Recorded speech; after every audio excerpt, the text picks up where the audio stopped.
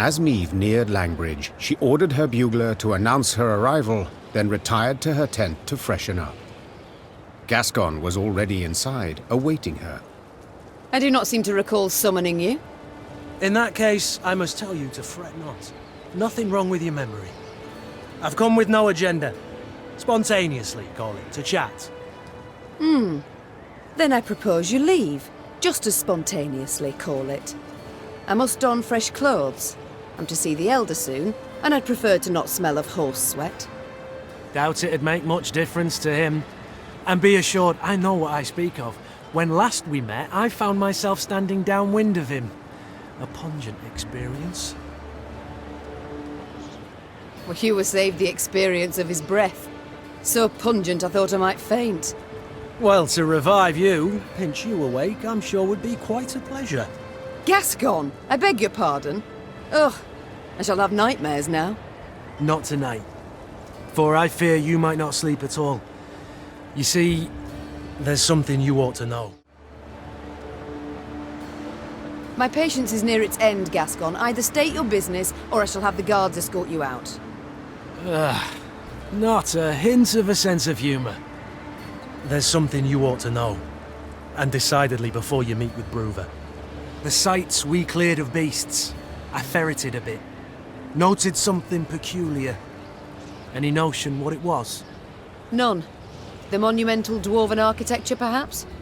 Bones, my dear Meve. Dwarven bones. Now, guess what I found on them? Wait, don't dare give me any hints. Bite marks. Of course. After all, they'd been gnawed clean of all flesh by monsters, incidentally making it quite easy to spot other markings. Ones made by axes and swords. To be certain, I showed the bones to our medics, and they confirmed my conclusion. Meaning what? That the entire clan, the Fuchses, did not perish due to an invasion of beasts from the depths. The monsters merely ate the bodies and occupied empty homes. Now, I shared my discovery with Gabor, and guess what he did? He panicked. He started to squirm, babble nonsense. I wager my right arm, he's hiding something. Blast. Overly eager to aid us from the start he was. I might have sent something. I shall have him summoned at once. And I thank you, Gascon.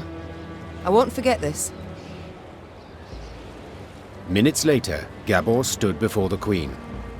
At first, he tried to mislead her with evasive answers, but as her pointed questions demolished one clumsy excuse after another, he had to give in. Hoy.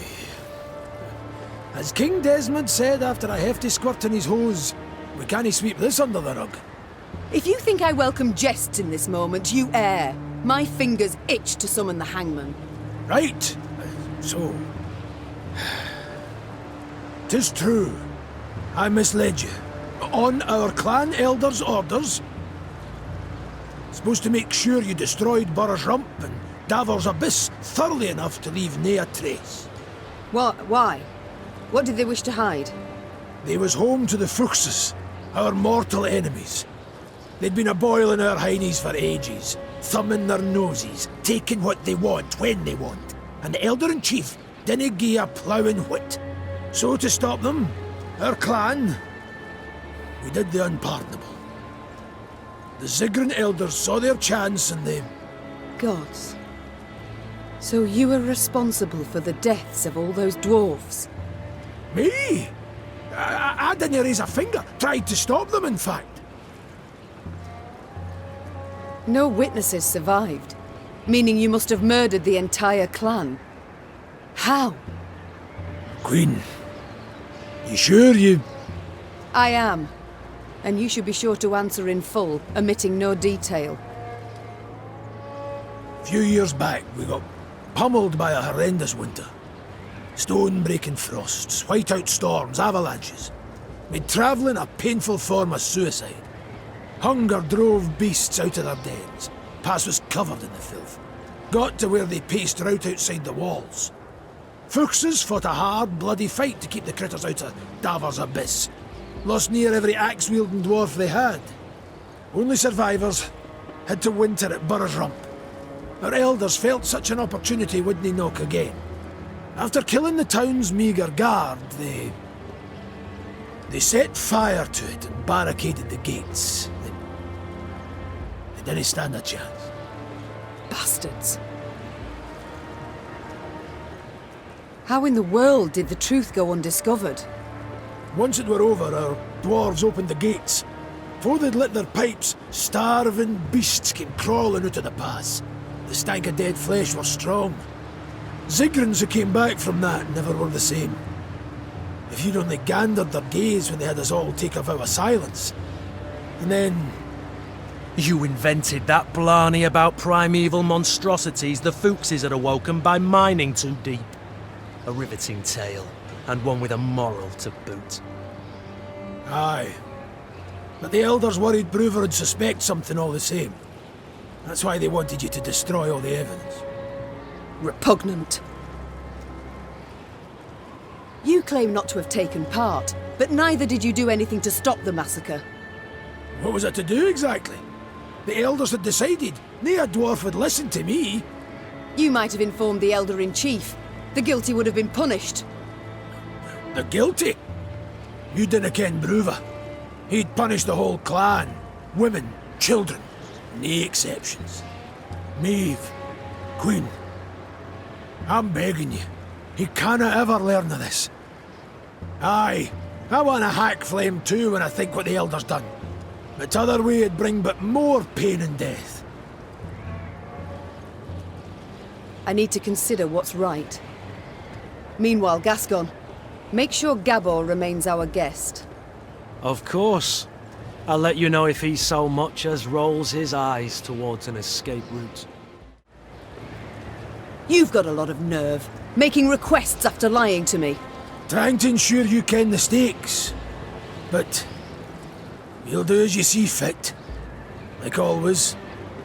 I need to consider what's right. Meanwhile, Gascon, make sure Gabor remains our guest. Of course. I'll let you know if he so much as rolls his eyes towards an escape route.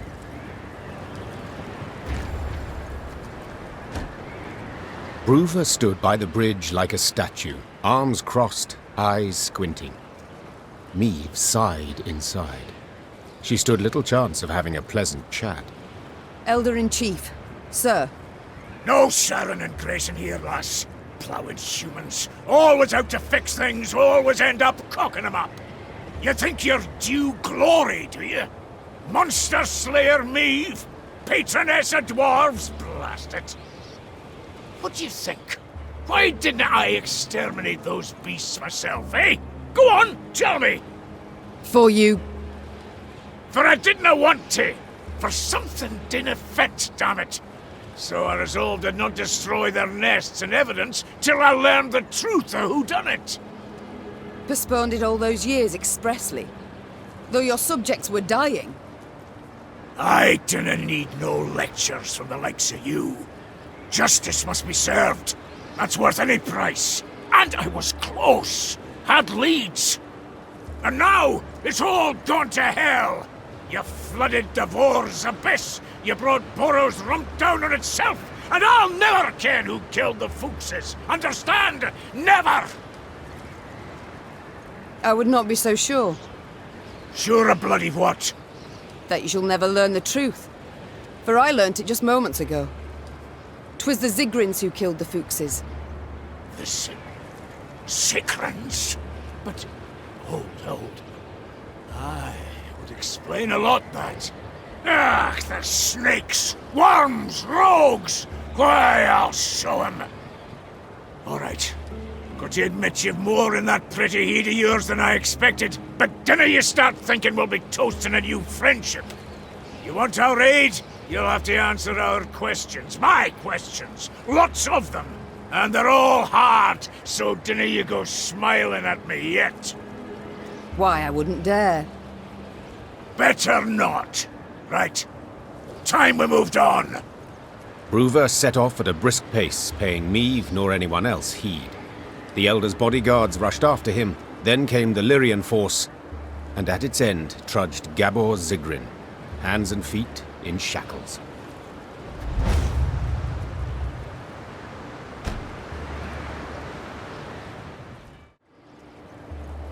My sincere apologies. I did not know. Course you didn't, humans. First they cock it up, then they ask how it works. Ah. I'm most eager to give that braid of yours a yank and kick you out beyond the gate. But I canna, for the clans are grateful to you.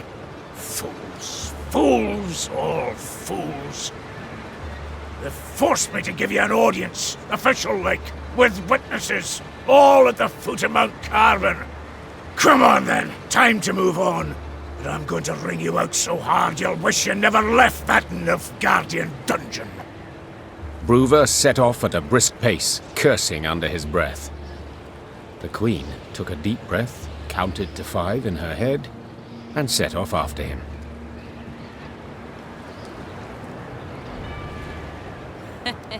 Wanted to hunt monsters, eh?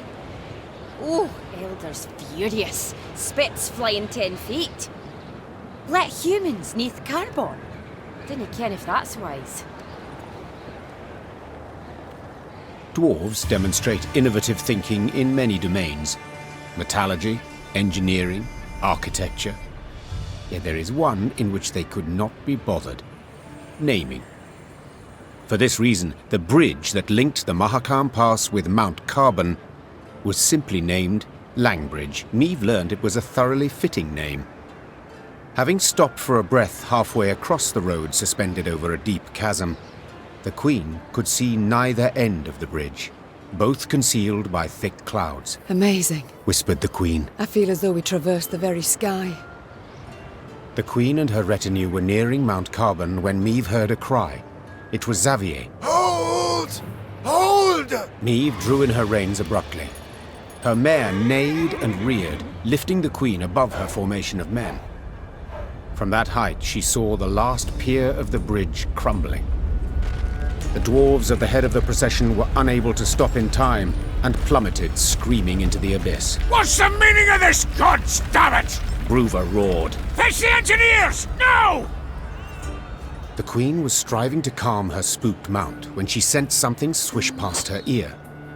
Out of nowhere, a Scoia'tael band had appeared at the rear of the column.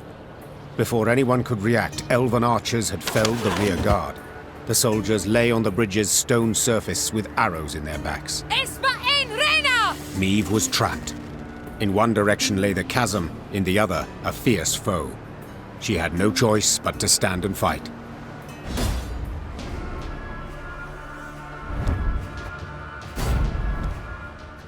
At last, Raynard! You are mine! We're trapped, Your Grace, but we can try and fight our way through. I recognize the colours. They belong to Eldain. Think you ballbags can do whatever the devils you please? This is Mahakam!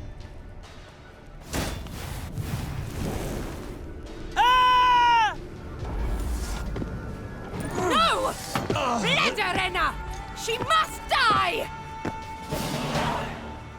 Their strength combined, the Lyrians and dwarves managed to defeat the Scoia'tael. The guerrillas had weakened the last span of the bridge, turning the crossing into a deadly trap. Had Xavier, who noticed the weakened structure at the last instant, not called out, all would have fallen into the chasm. The Lyrians managed to capture the unit commander. She stood, her head raised high, and when Meave glared at her, she did not avert her eyes. What is your name, elf? Abayeth me a parst one. She said, Thank you, Raynard. I know well what she said. Kiss my arse, is that truly the best you can muster? I'd rather show you exactly what I can muster. Tell them to unbind me. You got your opportunity. On the battlefield. Will you not tell me what they call you? Fine. It's all the same to me. I'm more interested to know how you came to be here. Who sent you? No one. It was my decision to kill you, and thus avenge Eldain. Do you remember him? The elf whom you denied a burial? Whom you left in an open field to rot? You've elven blood on your hands. The blood of the elves of the Moulderwood. I regret the events of the Moulderwood. I did not wish those elves' deaths. Yet they left me no choice. What choice would you give a murderer who invaded your home? You know I envy you. To see the world solely as black or white, it must simplify things so. Enough. I've heard all I wish to hear. Eldain was a criminal. He got what he deserved. You call him a criminal? What do you call humans who murder our kind in pogroms, who massacre us? What do you call Black Rayla who fought at your side? Do not dare compare us. Do not dare! Enough. I've heard all I wish to hear. But I havena. Did you fall in your heed, elf, eh? If you want to fight humans, go on and do it. You cannot talk sense to idiots and nae here, damn it. Mahakam is and will be neutral. You cannot be neutral. To Dwarven, you are either their foe or their dog. Mahakam has stood aside sleeping long enough. That is why we struck it in its very heart, as a call to battle. A call to brethren whom you, Elder, have kept from the world too long. I have kept him away. I've been bloody right to do so. You want to play at war, you numpties? You want to force the Pontar to flow upstream? Gang right ahead. Good riddance, I say. Gan kill, gan die if you fancy. But God's damn it, leave us alone. Yeah, I should kill you. With my own hands. I should cut your throat, put you out of your misery. That's what you want, innit? To die? To die a stupid death? Well, I'll not grant you that. Nay, nay, I'll lock you in a tower. Sit there 3 centuries, and you just might grow a brain. Brouver Hoog gazed after the shackled elf as she was led away. Niamh expected him to continue fuming, cursing her. But the dwarf stood silent, and his old eyes, half concealed by brows bushy as a forest floor, showed not anger, but the deepest sadness. Dwarven engineers made quick work of repairing the crumbled bridge span. So the elves are against us. Against our elder. Treacherous hounds. Truth be told, I supported the Scoia'tael afore. No, I wish every last one of them dead. Dead! Long-eared bastards. Raising our own saplings against us in rebellion. Sowing unrest. Violence! In the mountains! Look. Mount Carbon. Damn. And I thought Novigrad was big.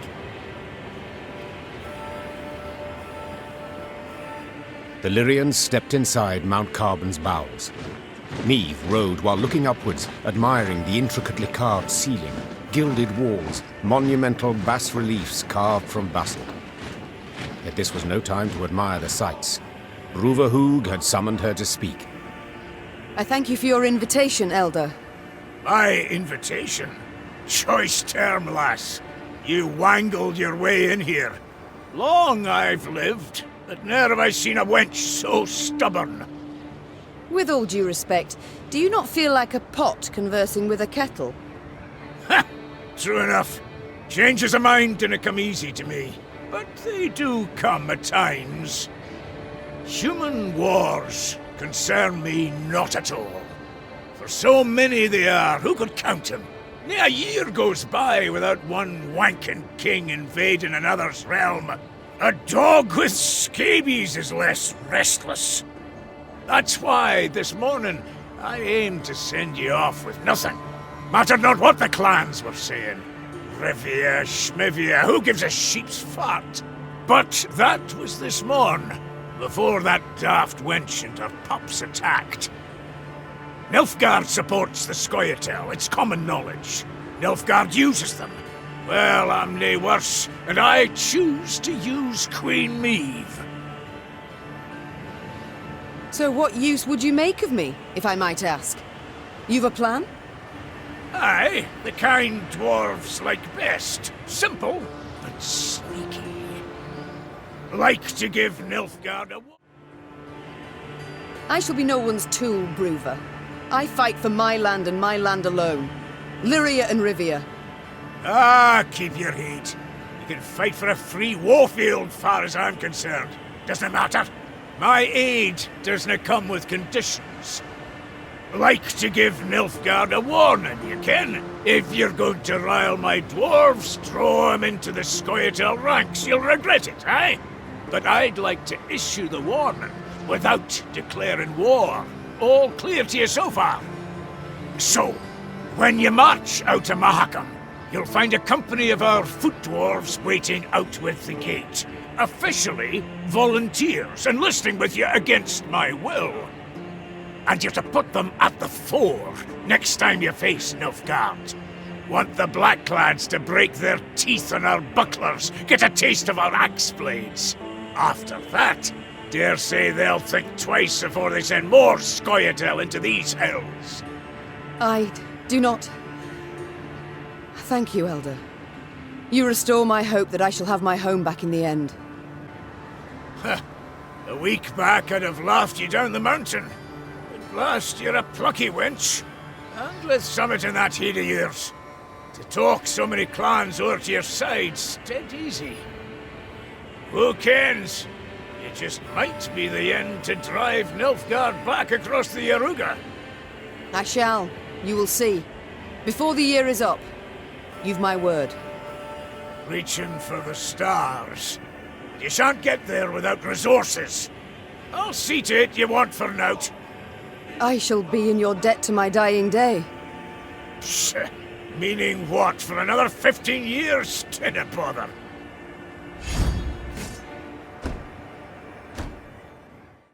Faith can move mountains, aye, but it can't do much about borders. I've watched you close, and must admit you're a plucky lass. That enough for Nilfgaard? Canna be sure. We will see. We shall know soon.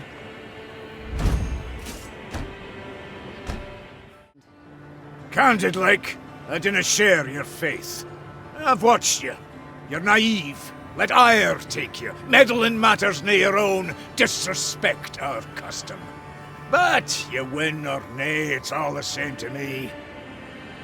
Then I hope that I shall at least surprise you. Honestly doubt that.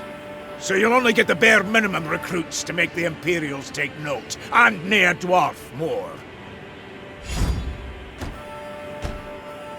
And for that I am grateful. But now, I would like to march at once. So by your leave... Go right! Now if you can. Quicker you get out of our mount, the better. Without waiting for Meave's reply, Brouver turned his back to her. The Queen left without saying a word. There were few choice ones burned on her lips. Meave was on her way back to her company when who should step in front of her if not Gabor? To what do I owe this pleasure?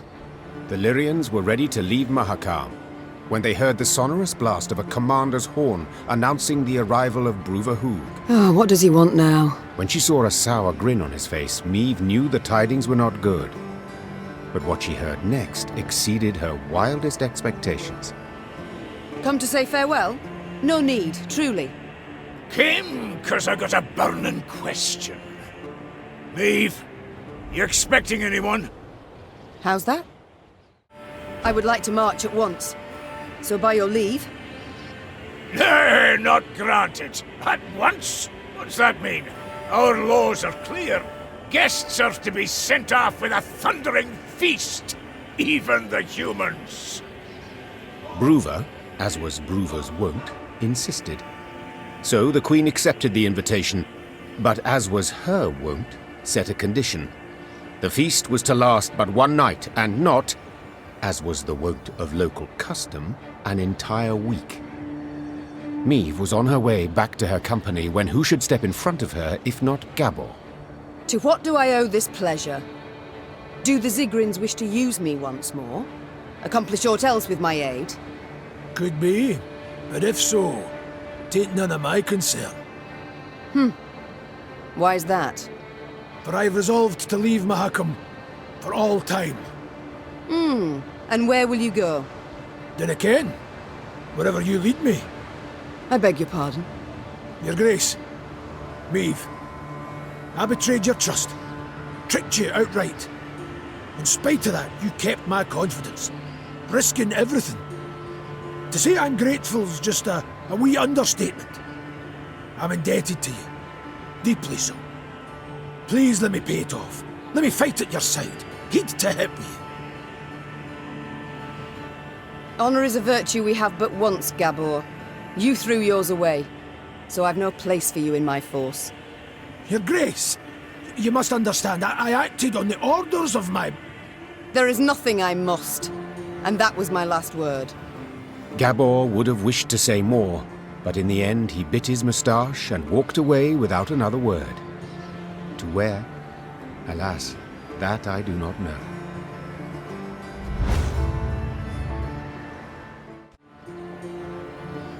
Gabor, vindictive I am not. Oh, thank you, Maeve. Yet neither am I stupid. You may join our ranks, I agree. Yet trick me once more, in the tiniest manner, and I shall show you no mercy. Is that clear? Chastened, Gabor merely nodded to confirm. Maeve extended her hand for the dwarf to kiss as a sign of submission. Yet he simply wrapped his arms around her waist and squeezed. All clans were to be represented at the feast, save one, of course, the Zigrins. For they had already learned their punishment. The entire clan was banished from Mahakam. An exception was made for one of their number, for Gabor, who was beheaded before the day was done. When the sun had retired behind the peaks, the underground city came alive with the sound of bugles, bagpipes, and horns. The dwarves emerged out into the central square and danced exuberantly, sparks kicking up from their hobnail boots. The usually crabby Elder-in-Chief Hoog proved a cordial host that evening. Let's drink, lest our neck shafts grow cobwebs! Suddenly a messenger arrived. Brouver lifted his copper horn to his ear and listened with furrowed brow. What's that? Speak up! When she saw a sour grin on his face, Maeve knew the tidings were not good. Yet she did not suspect they pertained to her directly. Maeve, you expecting anyone? How's that? Runner says a delegation's arrived at Carbon. Freyliria and Rivia got a Nilfgaardian escort. How dare they? Traitors. Who leads it? You'd best sit. Who leads the delegation? It's your son, Villem, I fear. Villem. Mahakam remains neutral as regards all your squabbles. I trust I needn't remind you. So I'll have no scrambling nor shoving, and certainly no bloodshed. Point of fact, I'd prefer it if you... I wish to speak to him.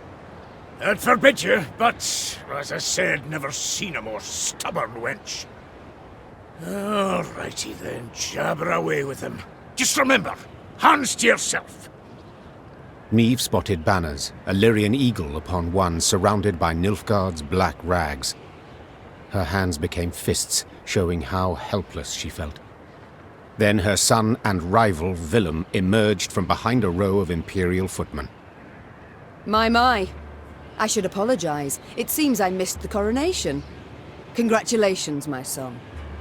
Who was it who placed the crown? General Epdahi? Count Caldwell. Ah, yes. Our elder statesman. Why have you come here, of all places? To acquire arms for Nilfgaard? As my official mission, yes.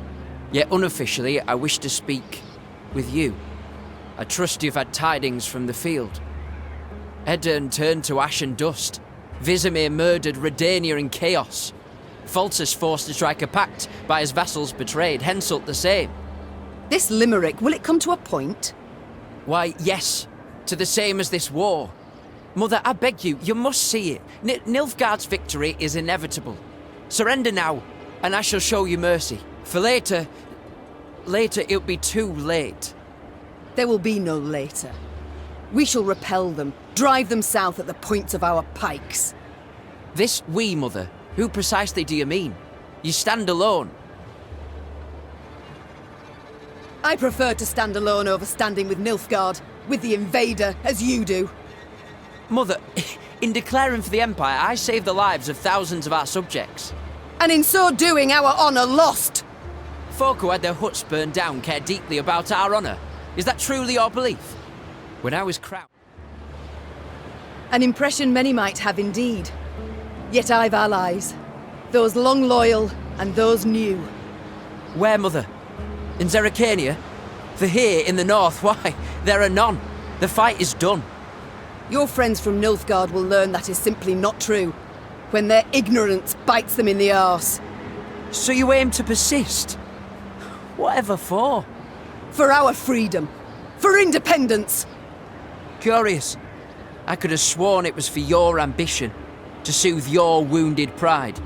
When I was crowned, a fact you deride, but that makes it no less true, I swore the good of my subjects would guide me. And a war we are doomed to lose cannot in any way benefit them. And slavery can. You know well the Blackclads put peasants in chains, like cattle. Reprehensible, I agree, but... And resettlement? Forced labour? Cruel laws that make death the punishment for the slightest offences? Are those benefits? Well, answer me! I see I will not sway you, Mother. A shame, though I take comfort in the fact I tried. And now, but you. Oh no, I, not you, will decide when this conversation is over. Oh, have we anything else to discuss? Are you perhaps aware that the Nilfgaardians tried to kill me? What? No, I heard only about an avalanche. Which tumbled down through no small effort of an Imperial envoy. Never would I have agreed to such a heinous act. I believe you. I'm heartened that, despite all we... I believe you because I believe the Nilfgaardians wouldn't ever have asked your opinion. Think on it, son. Are you their ally or their tool? Can you ever be sure? I am the King of Lyria and Rivia. To serve my subjects' best interests, I am prepared to make even the most painful concessions. Might I leave now? Or is there more? Naturally. How did you know you would find me here?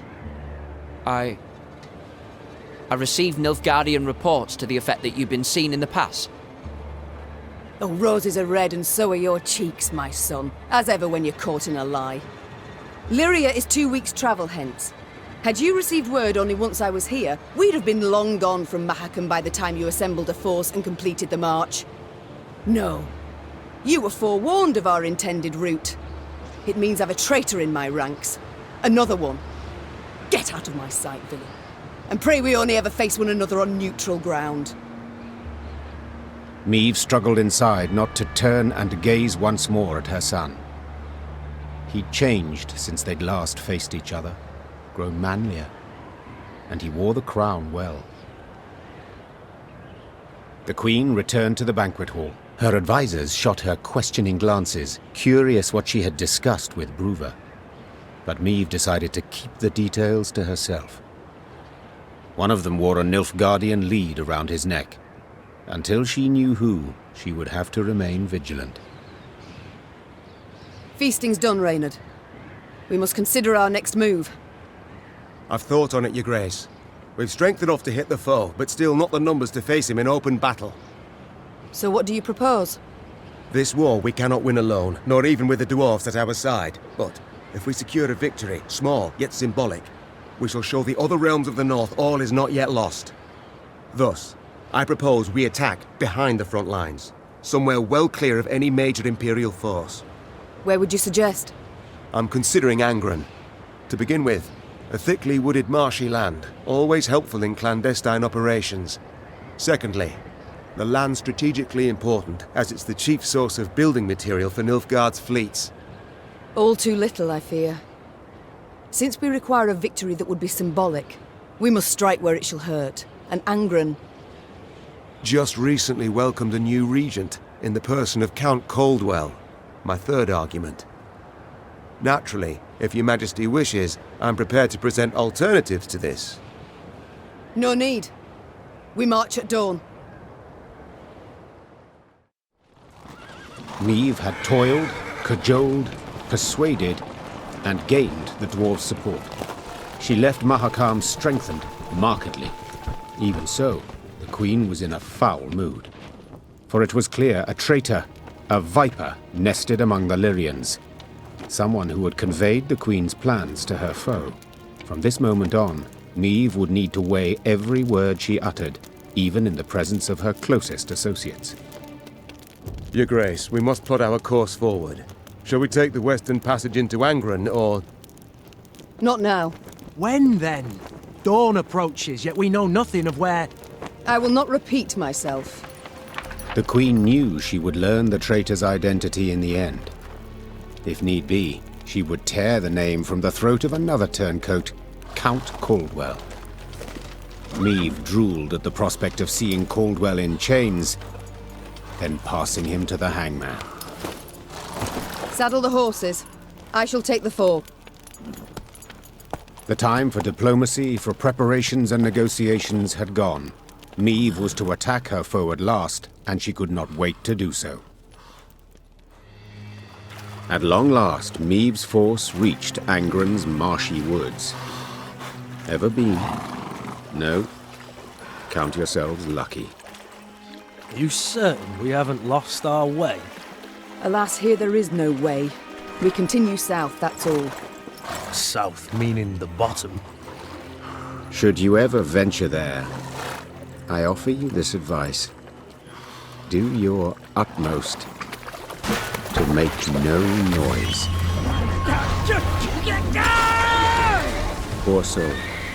His comrades cried out, reached out, but alas, amidst frothing waters they heard bones cracking, the moan of metal bent and crushed.